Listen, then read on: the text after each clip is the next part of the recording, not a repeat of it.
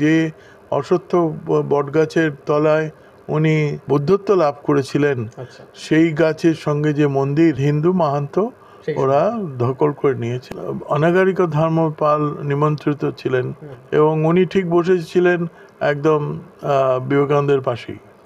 এবং ওনার সাথে ওখানেই বিবেকানন্দের সাথে খুব আলাপ হয়ে যায়। বুদ্ধ নিজেকেও বলে গেছেন আমাকে পুজো করবে না। অনেকের বাড়িতে দেখবেন যে ধর্মেরই হোক বৌদ্ধ মূর্তি একটা আছে। তো এটার কারণটা হলো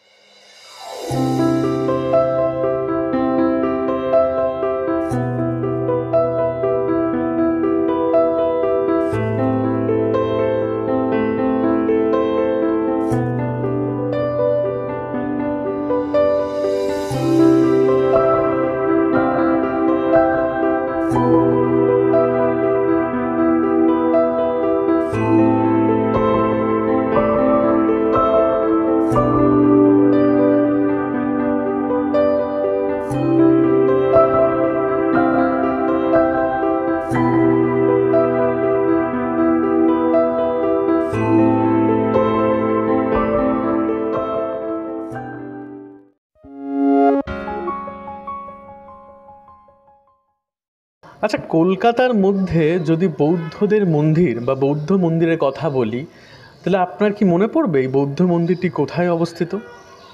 এই কলকাতার মধ্যে ব্যস্ততম কলেজ স্ট্রিটের মধ্যেই কিন্তু রয়েছে মহাবোধি সোসাইটি। নামটা অবশ্য হয়তো অনেকেই শুনেছেন মহাবোধি সোসাইটি হলের জন্য, কিন্তু তার ওপরে রয়েছে বৌদ্ধ উপাসনালয়, একটি বৌদ্ধ মন্দির। এখানেই কিন্তু রয়েছে বৌদ্ধদেবের অস্থি কলস, যেটা বৌদ্ধ পূর্ণিমার দিন দর্শন করা যেতে পারে। আমরা একদমই দাঁড়িয়েছি, এই যে মন্দিরটি দেখতে পাচ্ছেন, নিচে যে হল মহাবোধি সোসাইটি হল, সামনেই কলেজ স্ট্রিট, কলেজ স্কোয়ার, এবং এইটাই কিন্তু হচ্ছে মহাবোধি সোসাইটির বৌদ্ধ উপাসনালয়। আমরা ভেতর থেকে আপনাদের দেখাবো এবং আপনিও হয়তো অবাক হবেন যে এরকম মন্দির আপনারা পাহাড়ে বা এরকম কোনো পর্বত অঞ্চলে দেখেছেন, কিন্তু স্বয়ং কলকাতার মধ্যে কলেজ স্ট্রিট অঞ্চলে এইরকম একটি মন্দির আপনাদের হয়তো অনেকেরই অজানা। একদম দেখতে পাচ্ছেন, এটাই হচ্ছে কিন্তু সেই বৌদ্ধ উপাসনালয়। যদিও এখানে বেশি জোরে কথা বলার অনুমতি নেই, তবু আপনাদের দেখানোর জন্য আমরা ঘুরিয়ে দেখাচ্ছি এই হলটি। এবং যেটা বড় বিষয় সেটা হচ্ছে এই যে দেওয়ালগুলি, এখানে কিন্তু বিভিন্ন যে চিত্র আঁকা রয়েছে, এগুলি কিন্তু হচ্ছে বৌদ্ধের শৈশবকালের যে ঘটনাগুলি বা সারা জীবন ধরে যে ঘটনাগুলি, সেগুলোই কিন্তু আঁকা রয়েছে এখানে। প্রতিটা দেওয়ালে বিভিন্নভাবে আঁকা রয়েছে বিভিন্ন চিত্র, যেগুলো ফুটিয়ে তুলছে কিন্তু তার জীবনের গল্প। এখন আমরা রয়েছি মহাবোধি সোসাইটি, আর এখানকার প্রশাসনিক প্রধান রণধীর চৌধুরীর সাথে আমরা কথা বলে নেব। নমস্কার, আল্লাহ প্রভৃতি, আপনাকে স্বাগত। নমস্কার।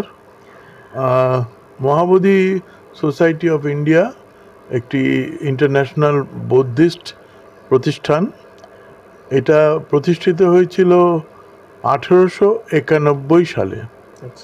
তো এটার প্রতিষ্ঠাতা হচ্ছেন শ্রীলঙ্কা থেকে এসেছিলেন অনাগারিকা ধর্মপালা। তো যার ছবি এখানে রয়েছে, যেটা একদম উপরে দেখতে পাচ্ছি আমরা, ভারত সরকার তার উপরে একটা স্ট্যাম্প বার করেছেন। তো উনি ওই সময় দেখলেন যে বুদ্ধগয়া, সারনাথ এইসব অঞ্চলে যে হোলি পীঠস্থান, মানে যে সমস্ত পবিত্র বুদ্ধদেবের পবিত্র স্থান রয়েছে, সেগুলোর অবস্থা খুবই খারাপ। এবং বিশেষ করে বুদ্ধগয়া, যেখানে যে অশ্বত্থ বটগাছের তলায় উনি বুদ্ধত্ব লাভ করেছিলেন, সেই গাছের সঙ্গে যে মন্দির, সেগুলো সমস্ত মাহান্তরা দখল করে নিয়েছেন। অর্থাৎ হিন্দু মাহান্ত ওরা দখল করে নিয়েছে এবং ওখানে শিবের পূজা এইসব হচ্ছে, বুদ্ধর কোনো ব্যাপারই নেই। তো হ্যাঁ, তো অনাগারিকা ধর্মপাল তার প্রতিবাদ করেন এবং সেই সময়কার ব্রিটিশ শাসনে উনি তারপর ব্যাপারটা তুলে দেন এবং মামলা মোকদ্দমা হয়। অনেক প্রতিরোধের পর শেষ পর্যন্ত ওই স্থানটা ডিক্লেয়ার করা হয় সরকারের তরফে যে এটা বুদ্ধিস্ট অর্গানাইজেশন, বুদ্ধিস্ট প্রতিষ্ঠান বলতে পারা যায় একটা। এটা বুদ্ধদেবের জায়গা, এইখানেই বুদ্ধদেব বুদ্ধত্ব প্রাপ্ত করেছেন। তো এটা হলো বুদ্ধগয়ার ব্যাপার। তো হ্যাঁ, সেখান থেকে কলকাতায় ওই তারপরে উনি শ্রীলঙ্কায় ফিরে গিয়েই 1891-তে মহাবোধি স্থাপিত করেন। মানে মহাবোধি সোসাইটি প্রথম স্থাপিত হয়েছে শ্রীলঙ্কায়? প্রথমেই শ্রীলঙ্কায়, তখন অফ ইন্ডিয়া কথাটা ছিল না। উনি তারপরে যুক্ত করেছেন, এই অফ ইন্ডিয়া কথা করেছেন এবং সোসাইটি হিসেবে এটাকে রেজিস্টার করা হয়েছে 1915-তে। তারপরে একটা বিশাল ঘটনা আছে, সেটা হচ্ছে 1892 সম্ভবত চিকাগোতে ধর্মসভায় বিবেকানন্দ গেছিলেন। তো অনাগারিকা ধর্মপাল নিমন্ত্রিত ছিলেন এক বৌদ্ধ ধর্মের একজন প্রতিনিধি হিসেবে, এবং উনি ঠিক বসেছিলেন একদম বিবেকানন্দের পাশেই। এবং ওনার সাথে ওখানেই বিবেকানন্দের সাথে খুব আলাপ হয়ে যায়, এবং পরবর্তীকালে কলকাতায় ওনাদের মধ্যে একদম বন্ধুত্বের মতো এবং অনেক যাতায়াত হয়েছে। তো যাই হোক, তারপর আরেকটু অনেক বলতে গেলে অনেক কিছু বলতে হয়, যাই হোক একটু সংক্ষেপ করে নিচ্ছি। সেটা হলো, আপনারা যেখানে এসেছেন এটা একটা হেরিটেজ ইনস্টলেশন ডিক্লেয়ার করা হয়েছে। হ্যাঁ, এটার কারণটা হলো যে এখানে যে বৌদ্ধ মন্দির রয়েছে সেটা 1921 সালে তৈরি হয়েছিল, এবং এখানে একটা তখনকার যুগের বড়লাট যিনি ছিলেন, যেটাকে রাজ্যপাল আর কি, ব্রিটিশ টাইমের, তারা বলেছিলেন যে আমরা আর্কিওলজিক্যাল সার্ভে থেকে একটা বুদ্ধের অস্থি কলস পেয়েছি। অর্থাৎ আর্কিওলজিক্যাল সার্ভে তো গভর্নমেন্টের অথেন্টিক অর্গানাইজেশন, তারা বলছে এটার মধ্যে একটা বুদ্ধের অস্থি রয়েছে। সেটা কোনখান থেকে? এইখান থেকে? এখান থেকে নয়, ও অনেক দূরে ব্যাঙ্গালোরের কাছে কোথাও এক জায়গায়, সেইখান থেকে ওনারা মাটির তলা থেকে বার করেছে খনন কার্য করতে গিয়ে, এবং ওনারা নিশ্চয়ই কিছু এভিডেন্স পেয়েছেন, তার জন্য ওনারা বলেছেন যে এটা বুদ্ধের অস্থি। এবার সেটা কোথায় রাখবে? তো এটা রাখার তো খুবই অমূল্য একটা সম্পদ, সেই জন্য গভর্নরের কাছে এসে দিয়েছে। এবার গভর্নর কি করবেন? তো উনি তখন অনাগারিকা ধর্মপালকে বললেন, আপনারা যদি এখানে ভালো একটা মন্দির করেন এবং এর রক্ষণাবেক্ষণ করেন, তাহলে আপনাদের হাতে তুলে দেবো। তো সেই হিসেবে ওটা এখানে আসে 1921 সালে, এবং তৎকালীন আমাদের প্রথম প্রেসিডেন্ট ছিলেন স্যার আশুতোষ মুখোপাধ্যায়। তিনি নিজে গিয়ে, এবং উনি সেই ধুতি উত্তরীয় পরে খালি পায়ে গিয়ে রাজভবন থেকে ওইটা মাথায় করে নিয়ে, এবং তার সঙ্গে ছিলেন আমাদের যিনি তৎকালীন জেনারেল সেক্রেটারি অর্থাৎ প্রতিষ্ঠাতা ওই অনাগারিকা ধর্মপাল, এছাড়াও অ্যানি বেসেন্ট এবং আরও অনেক গণ্যমান্য ছিলেন। তা সব প্রসেশন করে সেইটা ওই অস্থি কলস থেকে রাজভবন থেকে এইখানে এসে স্থাপিত হয়। মানে সেই অস্থি কলস এখানেই এখনো রাখা আছে? এখানেই আছে। এটা হ্যাঁ, এটা শুধুমাত্র দর্শন হয় বুদ্ধ জয়ন্তী অর্থাৎ বুদ্ধ পূর্ণিমায়। মানে পৃথিবীতে বাকি যত বৌদ্ধ মন্দির আছে সেখানে কোনো জায়গায় যতদূর জানা যায় বৌদ্ধ অস্থি কলস কি পাওয়া যায় না? তো নেই, একমাত্র কলকাতা আছে, শ্রীলঙ্কাতে আছে, তারপরে আমাদের যে বুদ্ধগয়াতে আছে, সারনাথে, এখানে কিছু এরকম অস্থি কলস রাখা আছে। মানে কলকাতার মধ্যেই মহাবোধি সোসাইটির মধ্যে আমার যতদূর জানা আছে কোথাও এরকম অস্থি কলস নেই। এটা কিন্তু একটা বিশাল ব্যাপার, এবং এইটাই হচ্ছে সবচেয়ে পুরনো অর্গানাইজেশন। 1891। হ্যাঁ, না, তারপর তো এখানে চলে এলো। তো এটা এস্টাবলিশড ইন 1891, এবং তারপরে ধর্মসভায় যে গেলেন এবং সমস্ত ব্যাপারটা উনি তারপরে কলকাতায় নিয়ে এলেন, কলকাতাতে, এবং হেডকোয়ার্টার এখানে করা হলো, এবং তারপর স্যার আশুতোষ মুখোপাধ্যায় প্রেসিডেন্ট হলেন। তার পরবর্তীকালে ডক্টর শ্যামাপ্রসাদ মুখার্জি প্রায় 11 বছর প্রেসিডেন্ট ছিলেন এই অর্গানাইজেশনে। এছাড়াও অনেক বড় বড় গুণীমানী ব্যক্তিরা এখানে প্রেসিডেন্ট হয়েছেন। তো সেই হিসেবে এটা অত্যন্ত ঐতিহ্যপূর্ণ একটা অর্গানাইজেশন। এখানে মেনলি আমাদের যেটা কাজ হলো বৌদ্ধ ধর্মপ্রচার, সেই সঙ্গে আমরা কিছু সোশ্যাল অ্যাক্টিভিটি অর্থাৎ পার্টিকুলারলি এডুকেশনের ব্যাপারটা নিয়ে আমাদের বুদ্ধগয়া আমাদের যেগুলো মানে ব্রাঞ্চ আছে আর কি, সেটা হচ্ছে তো বুদ্ধগয়া, সারনাথ, নিউ দিল্লি, লখনৌ, ভুবনেশ্বর, লুম্বিনী নেপাল, এই সমস্ত জায়গায়, শ্রাবস্তী, এই সমস্ত জায়গায়। পশ্চিমবঙ্গের মধ্যে একমাত্র এখানেই কলকাতার কলেজ একটাই রয়েছে। আমরা কাজ সম্বন্ধে জেনে নেবো যে আপনারা এই মুহূর্তে মানে কি কি কাজ করছেন, মহাবোধি সোসাইটি এই মুহূর্তে কি কি কাজের সাথে জড়িত? তো যেটা বললাম, আমাদের হচ্ছে রিলিজিয়াস ব্যাপারটা প্রধান আছেই। তো সেটা যেমন বিভিন্ন বৌদ্ধিক যেগুলো রিচুয়ালস, সেইগুলো সারা বছর ধরে পালন করা হয়। তো এবং আমাদের বৌদ্ধ জয়ন্তী ছাড়াও আমাদের যে প্রতিষ্ঠাতার জন্মদিন 17ই সেপ্টেম্বর, তো সেটা খুবই বড় করে উদযাপন হয়। এছাড়াও অন্য আছে অনুষ্ঠান, এছাড়া ইন্টারন্যাশনাল লেভেলে ওয়ার্কশপ হয় এবং ওয়েবিনার হয়, তো সেগুলো তো চলছে। এছাড়া সামাজিক দিক থেকে যে সমস্ত দুস্থ যারা রয়েছেন তাদেরকে সাহায্য করা, বিভিন্ন অনুষ্ঠান করে, সেটা বিভিন্ন ব্রাঞ্চে হয়, আমাদের এখানেও হয়। তো এইগুলো তো অ্যাক্টিভিটি আর কি। এই মুহূর্তে মানে কলকাতায় অনেকেই জানেন যে মহাবোধি সোসাইটি নিচে একটি হল আছে, সেটা বিভিন্ন কারণে বা বিভিন্ন অনুষ্ঠানে ব্যবহার হয়, বিভিন্ন প্রোগ্রাম সেখানে অনুষ্ঠিত হয়। কিন্তু তার ওপরেও যে মহাবোধি সোসাইটি যে এই বিল্ডিং, একটি মন্দির, একটি উপাসনালয়, এটা সম্বন্ধে কিন্তু অনেকেই জানেন না।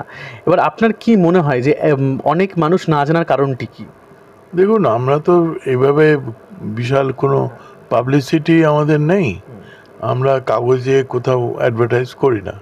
দেখুন, আমাদের এখানে মেনলি যে ভক্তরা দান করছেন, সেই দানেতেই আমাদের চলে। এটা এমন নয় আমাদের তো আলাদা করে ইনকাম নেই। তো সেই হিসেবে আমাদের ওরকম কাগজে দেওয়া কোনো পাবলিসিটি করা, সেটা হয়ে ওঠে না, সম্ভব নয়। হ্যাঁ, তো আমার পাবলিসিটি আজকালকার দিনে তো সবাই করে, তো সেটা একটা ব্যাপার। এটা এছাড়া বৌদ্ধ ধর্ম নিয়ে লোকেদের, যদিও সর্বধর্ম নির্বিশেষে সবাই কিন্তু বৌদ্ধকে শ্রদ্ধা করেন, এবং অনেকের বাড়িতে দেখবেন যে ধর্মেরই হোক বৌদ্ধ মূর্তি একটা আছে।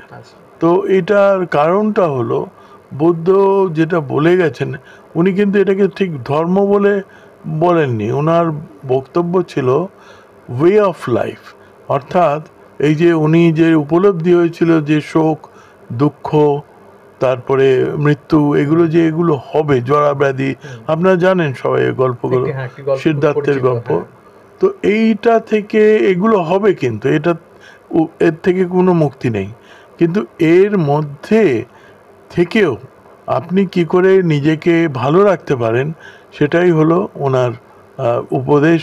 এবং সেই উপদেশগুলো যদি মানুষ ফলো করে, তাহলে মনের মধ্যে প্রশান্তি থাকবে, এবং অবশ্যই সেই দুঃখ কষ্টটাকে মেনে নেওয়ার মতো ক্ষমতাও আসবে, এই আর কি। আচ্ছা, আপনাদের এখানে বিভিন্ন অনুষ্ঠানের কথা আপনি বললেন, বিশেষ যে অনুষ্ঠানগুলি সেটা সম্বন্ধে যদি আমাদের দর্শকদের বলেন যে কোন সময়ে হয় বা কি তারিখে? মে মাসে বুদ্ধ পূর্ণিমা পড়ে, ওটাই আমাদের প্রধান অনুষ্ঠান। যেদিন বললাম যে ওই অস্থি কলস দেখানো হয়, এটা অবশ্য খুবই মানে খবরের কাগজে এটা নিজেরাই, তারা এসে রিপোর্টাররা এটা নিয়ে বিভিন্ন কাগজে ওই সময় বেরোয়, যেরকম এখানে এই বুদ্ধ জয়ন্তী উদযাপিত হচ্ছে। তো যাই হোক, ওটা একটাই হয়। আর এছাড়া ধরুন বৌদ্ধদের একটা অনুষ্ঠান হচ্ছে কঠিনা চিবারা। কঠিনা চিবারা বলতে ওই যে ওরা বুদ্ধ যেটা করে গেছিলেন একটা সময়, যে বর্ষাকালের পর একটা একটা সময়, যে সময়টায় ভিক্ষুরা বাইরে বেরোতে পারেন না, কারণ ওনাদের ছিল তো ভিক্ষু কথাটা এসছে কেন, মানে ওনারা ভিক্ষে করেই ওনারা নিজের দিন যাপন করতেন।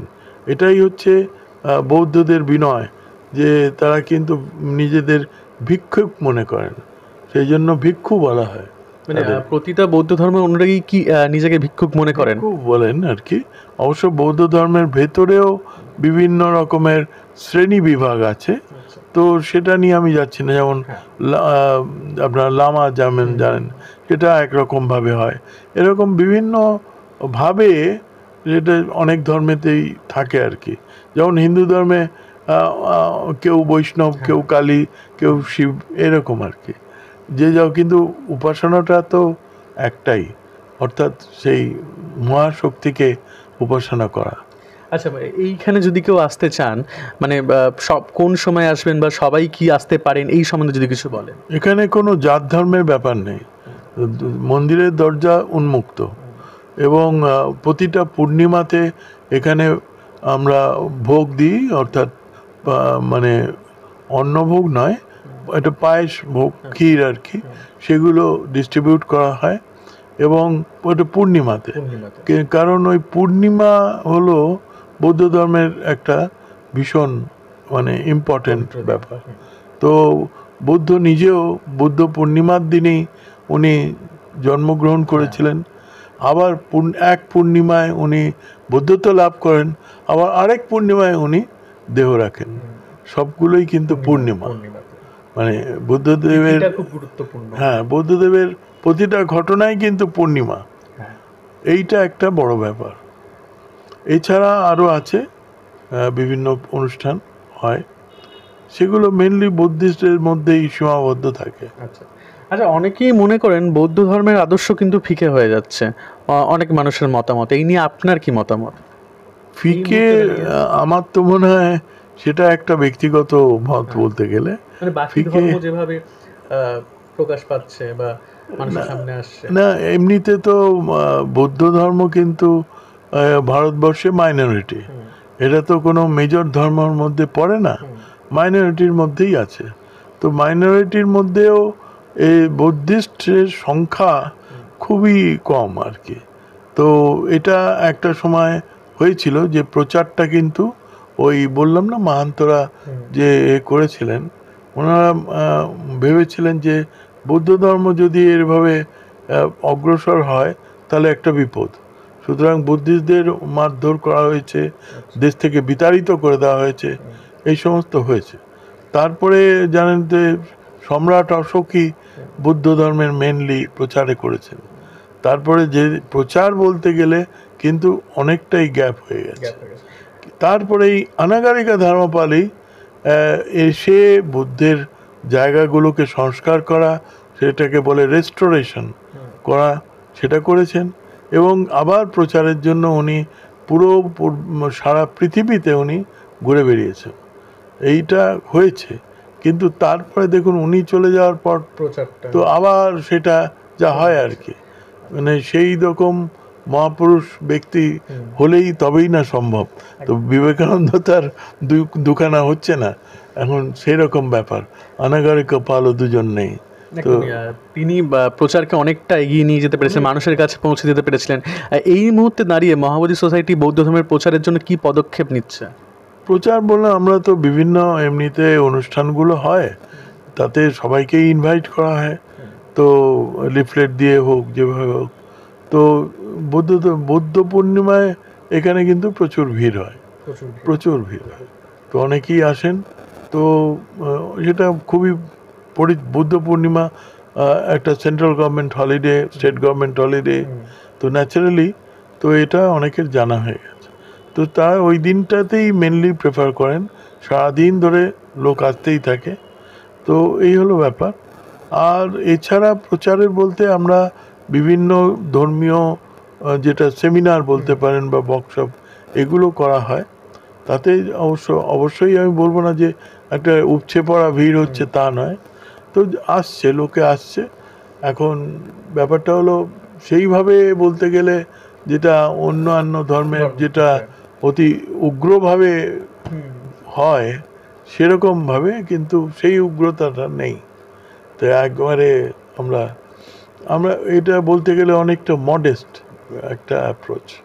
তো এই মডেস্ট অ্যাপ্রোচের জন্য হয়তো সেরকমভাবে মানুষও আসছে না। এই আর আচ্ছা, মন্দিরের খোলার সময় বা উপাসনার সময় সম্বন্ধে যদি একটু বলেন। মন্দিরে এমনি 7টা থেকেই উপাসনা হয়, তবে জেনারেলি যারা ভিজিটার তারা 10টায় আসতে পারে এবং মোটামুটি 12টা 1টা অবধি, তারপরে 1 ঘন্টা বন্ধ থাকে, তারপর আবার সন্ধ্যে 7টা অবধি খোলা থাকে এবং সন্ধ্যে 6টা নাগাদ ওখানে স্তোত্র পাঠ হয়। আমাদের পুজো মানে কোনো আরতি হয় না, যেটা বৌদ্ধ ধর্মের ব্যাপার, ওনা আরতি করার কোনো ব্যাপার নেই। তো বুদ্ধ নিজেকেও বলে গেছেন আমাকে পুজো করবে না, হ্যাঁ, এবং আমি যা বলছি সেটাও অক্ষর অক্ষরে পালন করতে হবে তা না, নিজে আগে যাচাই করো, বুঝে দেখো যে আমি ঠিক বলেছি না ভুল বলেছি, তবেই তুমি ফলো করো। এই অনেকেই আমরা দেখলাম, আমাদের ভিডিও দর্শকরা দেখলেন যে বৌদ্ধ যেখানে মন্দির আপনাদের, সেখানে সামনে বিভিন্ন ধরনের চকলেট বা এরকম অনেক কিছু রাখা আছে, যেটা কিন্তু সাধারণত অন্য মন্দিরে দেখা যায় না। ওটাই হলো বুদ্ধকে অফারিংস দেওয়া হয়েছে, যে আমাদের তরফ থেকেও দেওয়া হয়, আবার ভক্তদের তরফ থেকেও দেওয়া হয়। আর একটা বিষয় হচ্ছে এই যে আপনাদের মহাবোধি সোসাইটি, এখানে আরো কিছু কাজকর্ম, যেমন আপনাদের থাকার জন্য রুমের কিছু ব্যবস্থা আছে, এটা একটা ধর্মশালা রয়েছে, ধর্মশালা আছে, ওটা কি সবারই জন্য খোলা? হ্যাঁ, যে কোনো লোক আসতে পারে, কোনো বাজবিচার নেই।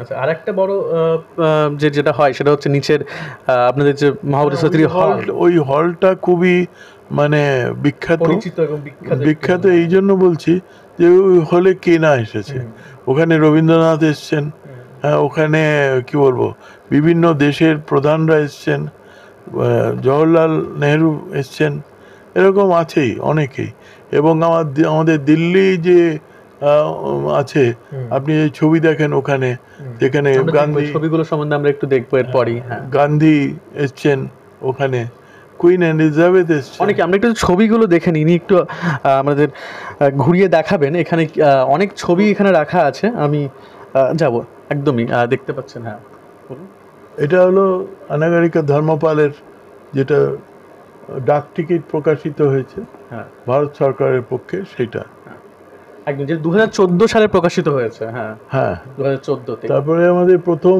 যিনি প্রেসিডেন্ট স্যার আশুতোষ মুখার্জি, হ্যাঁ, উনি ছিলেন 1911 থেকে 1924 পর্যন্ত প্রেসিডেন্ট।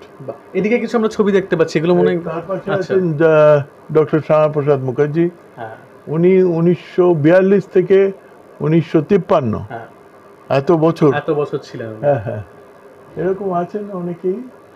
হ্যাঁ, এখানেও কিছু বেশ ছবি দেখতে পাচ্ছি। হ্যাঁ, এখানে দেখবেন যে আমাদের নেহরুজির ছবি রয়েছে, এই জন্য উনি আমাদের সঙ্গে খুবই জড়িত ছিলেন, এবং আচ্ছা, সেই হিসেবে ওইখানে রয়েছে নেহরুজির ছবি, ওটা নেহরুজির ছবি রয়েছে। আচ্ছা, তো দালাই লামাও এসছেন এখানে, এখানে গান্ধীর ছবি রয়েছে, আমাদের সেন্টারে এসছেন, পাশে রয়েছেন কুইন এলিজাবেথ। এইখানে আমরা কিছু দেখতে পাচ্ছি মুহূর্তের, এইগুলো সম্বন্ধে যদি কিছু বলেন আর কি। এইগুলো বিভিন্ন দেশ থেকে এসছেন, হ্যাঁ, তো বিভিন্ন দেশের প্রতিনিধি আছে, আচ্ছা, বা রাষ্ট্রপ্রধান, আচ্ছা, এইগুলো সব লেখা আছে ওখানে, সেগুলো রয়েছে না। যেমন আপনি এখানে হচ্ছেন হোচিমিন এসছেন, হোচিমিনের ছবি রয়েছে। বাহ, মানে সেই মুহূর্তগুলোকে এখানে একদম সংরক্ষণ করে রাখা হয়েছে, এই আর ছবিটাই রাখা আছে আর কি। এছাড়া আমাদের একটা ম্যাগাজিন আছে, যেটা 1892 সালে প্রথম প্রকাশিত হয়, তো 1892 থেকে এখনো, মানে ওটা এখনো চলে আসছেন উইদাউট ব্রেক। আচ্ছা, চলছে। ওটা কি মানে প্রতি বছর? হ্যাঁ, বছরে দুবার করে, মানে 6 মাসে একবার করে একটি ম্যাগাজিন এখনো আপনারা পাবেন। সেটা কিন্তু এখানে বিভিন্ন যে ঘটনা, অ্যাক্টিভিটি, সেগুলো কিন্তু লিপিবদ্ধ করা আছে। It like a research work, মানে ওটা যে যারা পড়েন, রিসার্চ স্কলাররা এসে ওগুলো পড়েন। আপনাদের একটি লাইব্রেরিও আছে, লাইব্রেরি আছে, সেখানেও অনেক সম্ভার রয়েছে, একটা ট্রেজার বলতে গেলে। সেখানে দেখলাম বিভিন্ন জাপানিজ ভাষার বই বা চীনা ভাষার বই, এরকম প্রচুর ভাষার বই, যেগুলো হয়তো এখন অ্যান্টিক হয়ে গেছে, দুষ্প্রাপ্য বই, সেগুলো আপনারা সংরক্ষণ করে রেখেছেন। আমরা এটা রিডিং লাইব্রেরি, বই ইস্যু করা হয় না, কিন্তু এখানে বসে পড়তে পারেন বিভিন্ন স্কলার বা যারা এই গবেষণা করছেন, তারা এসে এখানে ইউজ করেন আর কি। ধন্যবাদ। থ্যাংক ইউ, নমস্কার। এই মহাবোধি সোসাইটি হচ্ছে কিন্তু ভারতবর্ষের অন্যতম বৌদ্ধ উপাসনালয়। আপনাকে যদি দেখতে হয় অবশ্যই আসতে হবে। কখন আসবেন বা কী সময় সবই কিন্তু আলাপ টিভির এই ভিডিওতে বলা রয়েছে। অবশ্যই আপনি যদি কলকাতাবাসী হন বা পশ্চিমবঙ্গবাসী হন বা আপনি যেখানেই থাকেন, কলেজ স্ট্রিটের বুকে বারবার তো এসেছেনই, এই রকম একটি বৌদ্ধ উপাসনালয় আপনি পরের বার অবশ্যই দেখে যাবেন। এরকম আরও ভিডিও পেতে আলাপ টিভিকে সাবস্ক্রাইব করুন এবং পাশে থাকুন।